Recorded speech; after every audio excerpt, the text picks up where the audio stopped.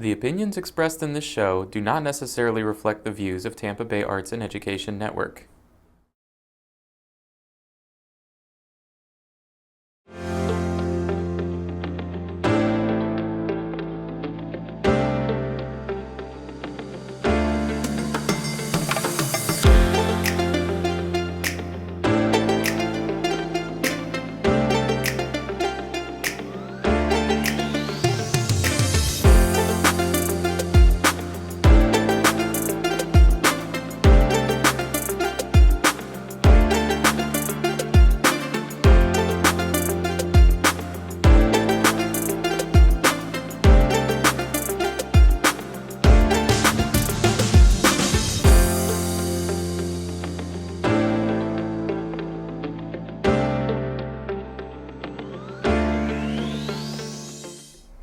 Hello everyone, and welcome to another edition of Connecting with Kim, a brand new edition here on Tampa Bay Arts and Education Network. I'm your host, Kim Droege, and we're so glad that you're joining us today because we've had a little time off and now we're back in the studio filming new episodes, and we have another great one coming up. So I want you to like and follow the Instagram, Facebook, and X account for Connecting with Kim, because there you will find out all the latest information about the show, my guests, and of course my wardrobe that is supplied by my sponsor, the Spring of Tampa Bay, who has been providing safe spaces and empowering services for survivors of domestic violence and their children for more than 4 decades, and we're extremely grateful to them. I also want you to tune in on Monday, Wednesday, and Friday at 3:30 on Sun Radio, 96.3 FM, and on your favorite streaming platform where you can catch the audio of the Connecting with Kim show.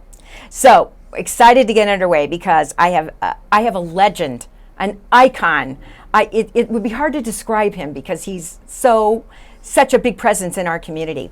My guest today in the chair is Mr. Bob Clark, who is and I'm going to make sure I don't mess up one single word, president of the Tampa Steel Erecting Company, which is the oldest surviving structural steel fabricator probably in the world, right? In Florida? In Florida. So, welcome, Bob, to Connecting with Kim. Hello. Glad to be with you, Kim. We're delighted to have you. So I've been trying to have you on the show for a while, so I'm so glad that we finally could make it happen. So I start the show the same way with everyone, which is allowing them to share as much as of their life journey as they feel comfortable with, because you just never know when somebody out there is sharing something in common with you. Okay. So take it away. Okay, my life story. I was born in Lake Worth, Florida. My dad came to Florida to work on the WPA project, one of Roosevelt's FDR's programs, building a levee around Lake Okeechobee. So I was born in Lake Worth, Florida. One story that fascinates me is when my dad took my mother to see Gone with the Wind in West Palm Beach, my babysitter was Joe Kennedy's chauffeur's wife. Oh my gosh! So I had a brush with fame. There. And then, we moved to Tampa before the war started. My dad worked in the shipyard during the war. He was excluded from the military because he was in a supervisory position where they couldn't let him go. And after the war, he went into the erection business. I went to Hillsborough High School here in Tampa, graduated there, played football, ran track. I graduated from Georgia Tech, and then I got an MBA 20 years later in night school from University of South Florida. Fantastic. So you took over the company from your father, right? Well, my dad started in the erection business. Okay, this is what I want to understand. 1945. Yeah. We started doing some light fabrication about 1960. Mm-hmm. I graduated from school in 1960. Mm-hmm. We were doing fabrication, erection, a lot of odds and ends.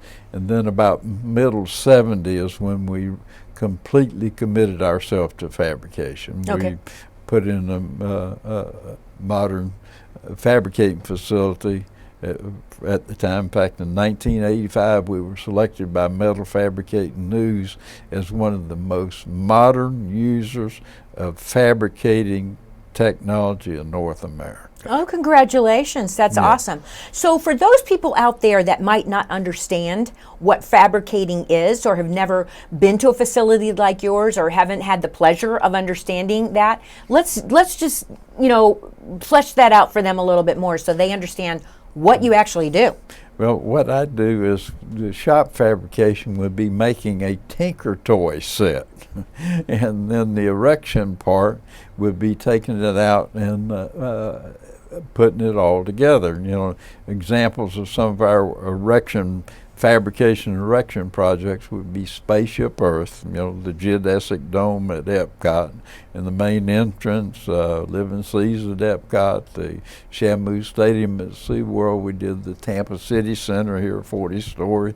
Also did the aquarium here in Tampa, to just name a few.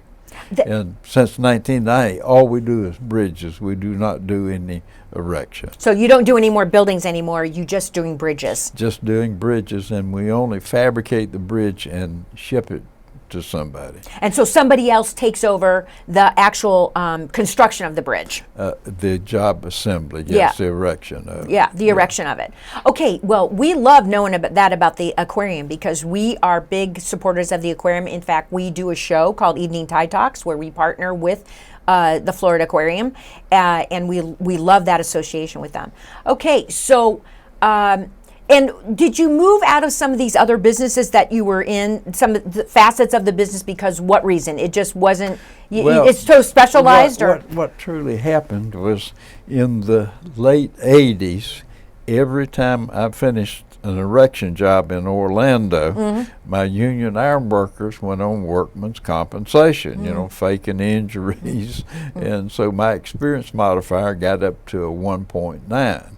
And so I was paying almost double for my workman's compensation as what I should have been.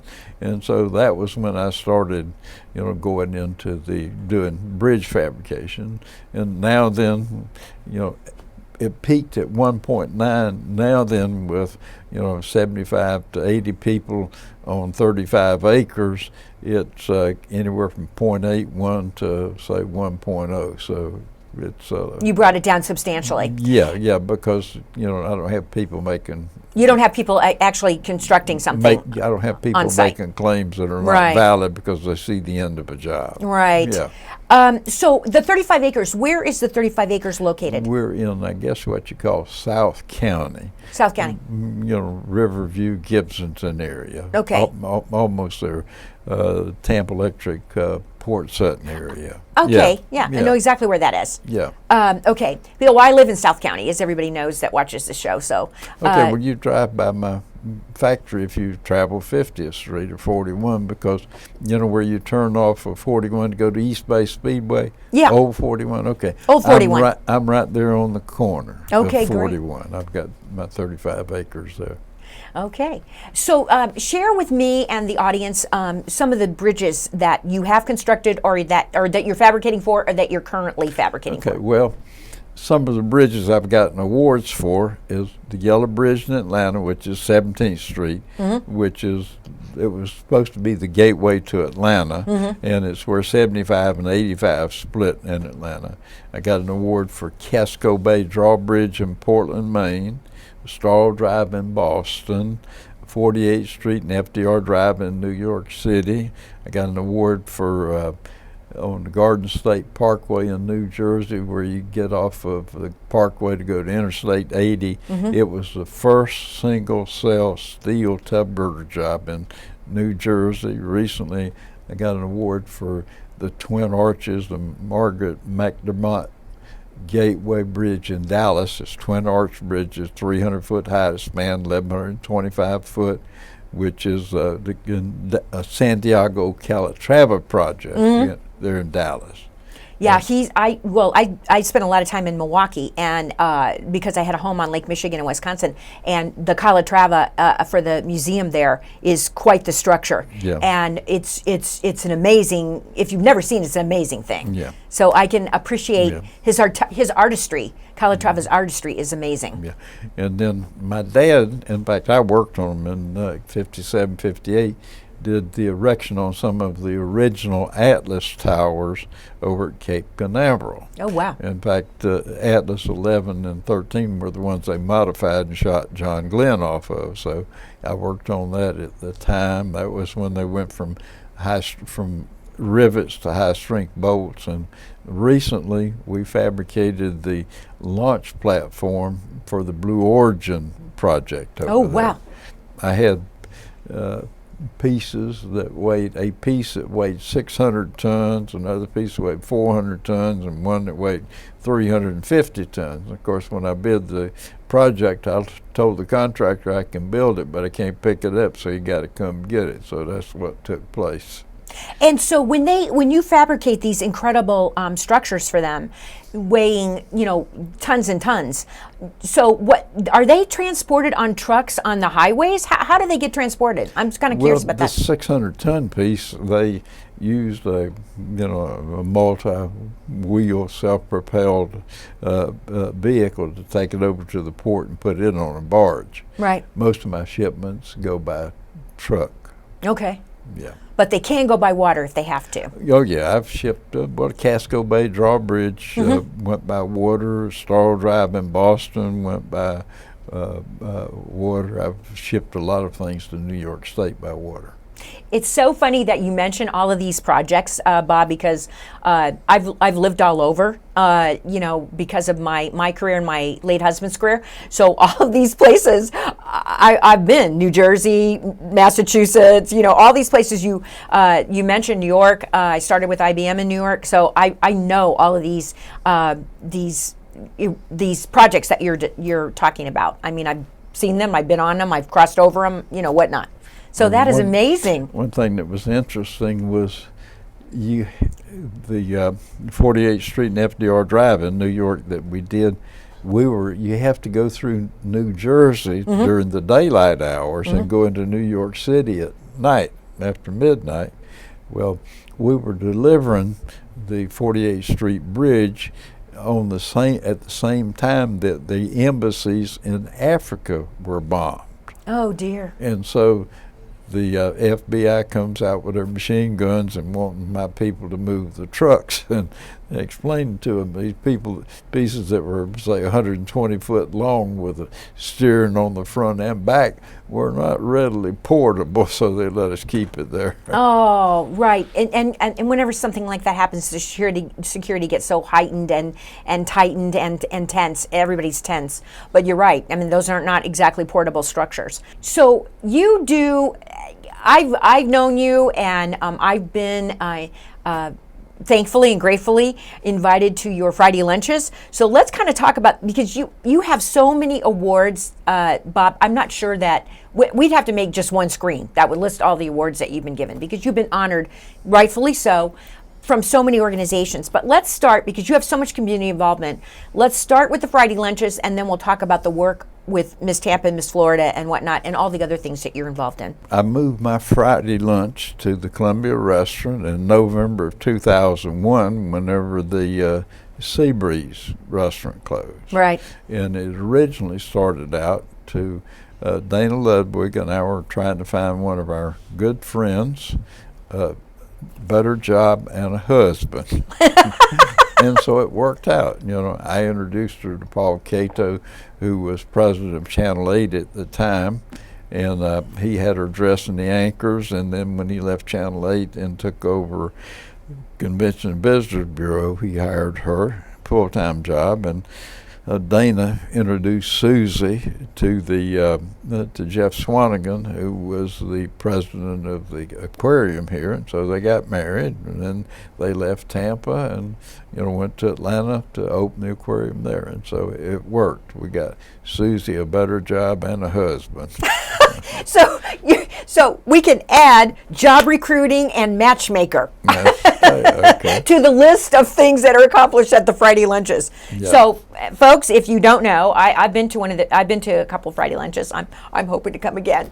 But what Bob does is assemble and he does it himself. I mean, he decides who's going to be there. He assembles a group of 12 to 14, usually. 15. 50. Oh, it's up to 15 now? Okay. No, 15 is what I normally shoot for. Okay. And sometimes somebody cancels and it'd be less. So what you assemble this group, and they come to lunch on Fridays, usually Fridays, at noon at the Columbia Restaurant in Ybor. And you come in, and Bob tells you, bring your business cards. You have to bring 14 business cards. At least that's what I remember. And he tells you when you walk in where to sit at the table. And then we start the lunch, and we first start with passing everybody. You pass your business cards all the way around the table, and everybody that to the left of you, or right of you, excuse me, takes your business card and keeps passing until it's all the way back to you, and you have everybody's business card. And then we start usually with you, and then usually Andrea Gonsmart is sitting next to you, and you go around the table and you talk about who you are and what you do. Yeah, we all lie about how smart and how pretty we are. And how many boards we're on and how many organizations. But I mean, it's really, I have to say, it's a great experience. You're meeting community leaders, you're forging friendships, you're forging contacts, and all the things that I think you were part of your original intention for the group, right? Well, of course, all of our recent mayors, the college presidents, anybody that thinks of somebody in Tampa, we include them. Yeah. Yes. And I have friends. I have friends that are always whispering in my ear, I want to go to a Barb Clark lunch. Can you make that happen? and I always say the same thing. I will put your name forward and he will make a decision, right? And that's what I do. So if you're just joining me now on Connecting with Kim, my guest in the chair is Bob Clark, who is the president of Tampa Steel Erecting Company, which is the oldest surviving structural fabricator in Florida. So we have been discussing what his company does, how it started, and now we're discussing some of his, what I would call his community involvement and philanthropic efforts in our community, which are substantial. So we've got the Friday lunches covered. It happens usually every Friday. Andrea and them, I guess 2 years ago, named the table after me. They Table did? 100 is the Bob Clark table. Table 100, and if you go there to the Columbia Restaurant, when you first come in the door, the main door right off of the corner of 7th and that's 21st, right? You will go into the bar area, and that first table to your left, the big round table, is Bob's table, and there's a little plaque there. It's amazing, the support. But the Gonsmarts are those kind of people. I mean, I've had Richard Gonsmart on my show. He's an incredible man. Yeah. All right, so let's kind of shift gears, because you have so much involvement with Miss Tampa and Miss Florida now. So I want to talk about how that all came about and what you do. Well, my daughter was Miss Hillsborough County in 1980.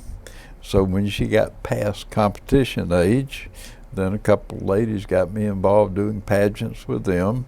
We started out doing Gulf Coast pageant. We did Hillsborough County for a couple of years. Then we did Hillsborough County and Miss Tampa together with the JCs. And then the JCs left us with the Bills and the Miss Tampa title. So that's how we inherited Miss Tampa. And we felt like Miss Tampa was more marketable than Hillsborough County, even though I wanted to perpetuate Hillsborough County because my daughter had held that title, but they would not allow me to give two titles at the time. Oh dear, okay. So now it's Miss Tampa, but now you've also moved on to Miss Florida, because you were so, is that because of the Miss Tampa? I mean, anybody that's putting on pageants like that will accept sponsors. So I've been a sponsor for, major sponsor Miss Tampa, Miss Florida, and Miss America for years. In fact, I've been to Miss America every year since 1992. Oh my goodness! No matter where they hold it, because I know they move it around. Yeah. And you have met all the hosts for the Miss America. I can tell you at my house we were always glued, to Miss America pageant on the TV. Yes. And it's really evolved over time. Yeah. With what the women do, what they're featured, I think it's fantastic. And it's really, it's all about visual, poised. It's all about selling yourself. Right. But the Miss America girls are educated. It's all about their education, their talent, but things like that. Well, and also, the Miss Tampa, the Miss Florida, and the Miss America is a major source of scholarship funding for these young ladies. The Miss America system is the largest scholarship program in the world for women. Oh my gosh, I did not know that. Yes. You heard it here. Miss America, largest scholarship program in the world. For women. For women. Well, exactly. Yeah.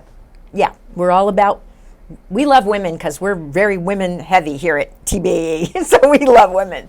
I think that's fabulous. And, I also love that Miss Tampa is usually attending the Friday lunches at the Bob Clark lunches in Ybor, because, and I think that's great for her because now, she's meeting all these people all the time. Because as you know, every week we take a picture, and I mail everybody a hard copy of the picture. I know. And what I tell Miss Tampa to do is to take each of the cards that she gathers every week, right? Write the date on it and put it with the picture. And that way, if she ever needs anything from anybody in the future, all she got to do is just call them up and tell them where it was that she met them and when it was, and they will talk to her. Bob, you'll be proud of me. That's exactly what I do. So when I come home from Bob Clark lunch, those you can buy those plastic card holders. Okay, so I have a notebook and I have the plastic card holders, and I put in the order that we were sitting at the table, the cards in the card holder, and then when you send me the hard copy, because there's also a copy that gets posted on social media, but I love that Bob sends hard copies. I take the hard copy and I put it right with the all those business cards. So as I look, I know exactly who was at the table and match the business card to the person. It's really important because you meet some really incredible people there. Yes, I agree. And yeah. we're all supporting each other. We're all supporting each other, and we have to, because we're there's no other way. This is our home, and this is our Tampa Bay, and we must help each other make it the best it can be. Yes. So talk to me about, and the folks out there, because I know a lot of the other things that you do, but talk to me about the other organizations that you support, because I know you're on a lot of boards. I know that, and you're involved with a lot of organizations. God, it's, I really don't know where to start because, it just, got Metropolitan Ministries, Center for Women, Crisis Center, Joshua House, you name it. And recently Working Women group. Last week they had the Feastival. I guess that's the Center for Women. Right, the Feastival. The Crisis Center. Yeah. All those. So you're involved with so many. I love the fact that a lot of the organizations that you're involved in are supporting women. Really supporting women in very tangible ways, and featuring women and focusing on women and advancing women's causes. And I really respect you for that. It's an important thing to do in our society, especially when, I don't know, is your industry that you're in, is it what you'd call male-dominated? Of course. Because I worked for IBM and it was very much male-dominated. Yeah, well, it's a little bit different. It's hard, construction, everything we work with in our shop, is heavy enough to kill you. Yeah, so exactly. You don't want women picking up most of it. No, but women are, finding their way in many, many industries today. So what do you like to, we only have a few minutes left, so I want to cover anything else you want to talk about. What do you like to do in your free time? Do you have hobbies and things you like to participate in? I don't really know that part about you. Well, you've heard my story, how I passed 40 gracefully. At 41, one of my wheels came loose and started to wobble. Everything my ex-wife accused me of, I did it. It was as much fun as she thought it was going to be. It took me about 4 years to convince her that what I needed was a divorce. And then had to celebrate being rid of her for 6 years. I had a party at my house every night. And I was having so much fun that I missed Christmas in 1990. See, I developed an allergy to alcohol. Makes me break out. in spots like Las Vegas, New Orleans, San Francisco. Like, how'd I get here? Yeah, and so then I went in this place with the door handles on the outside, and they told me they could teach me how not to drink, and that was 30-something years ago. So that's the reason that I can afford to buy a lunch every day. I mean, every week now, because there's no alcohol on my expense account. That lunch started out 23 years ago at $80 a week. Now it's about $500 a week. So since there's no alcohol on my expense account, I mean, it doesn't hurt it. Oh, congratulations, Bob, because that's something to be proud of. Do you still go to meetings and things like that? I do. I do on occasion. You know, not that I have a problem, but a lot of other people need support. In fact, I got an award recently for the, it was year before last, for the Phoenix Group, who plans outings for new people in the recovery programs, for my contribution to the sober community. Oh, that's fantastic. You know, I got to say, I never knew this Yeah. part of your background. So Yeah. I really appreciate you sharing that, because it's important for folks to know that, hey, you know, he's gone through it. I can do it too, right? I can get over it. And this past weekend, changing the subject, Yeah. like I do like to brag a little bit. You go ahead. I mean, the Florida Transportation Builders, you know, inducted me into their Hall of Fame. Of course, that was after the Tampa Bay Business Hall of Fame back in May. And up until November the 1st, I still will be the Tampa Bay Chamber's Outstanding Leader of the Year up until the 1st of November, whenever they select the next one. Well, like I said, I would have to create a whole screen with nothing but your recognition and awards, and you've deserved every one of them, and I'm so happy for you. I'm not sure, I don't know about deserving, but, you know, I will take them. Well, hey, why not, right? And just think, if I had retired at 67, I would never have peaked. I know, and that's the great thing about today. You can just keep going, you know, and keep enjoying. Yeah. Well, we're out of time. Is there anything else you want to share before we sign off? Because I've only got about a minute and a half. Well, I forgot to mention my wife. I've been married to my upgrade wife, Patty, for 32 years, and she is, you know, just a joy. I mean, her life is organized like mine is. She's not an engineer. She's a PhD. She sells real estate with her sister, Tony Everett, but I mean, she's just so organized Yep. that she's a pleasure to be around, because my first wife made me late everywhere I went. Aw. And this man, Well, Patty's wonderful. on time. I've yeah, met so, Patty, and she's wonderful. Yeah. So we'll give a Yeah. shout out to Patty. Yeah. Well, Bob, I want to thank you for being my guest today on Connecting with Kim. It's been a real honor and a real joy to have you. If you're just joining us now, my guest today was Bob Clark from Tampa Steel Erecting Company. You'll have to watch the episode, because you'll have to learn all about Bob. And so it'll be a reason to tune in and catch the episode on watch.tbae.net, where you can go on demand. And I always like to hang around good-looking women like Kim, so here I am. You can come back anytime.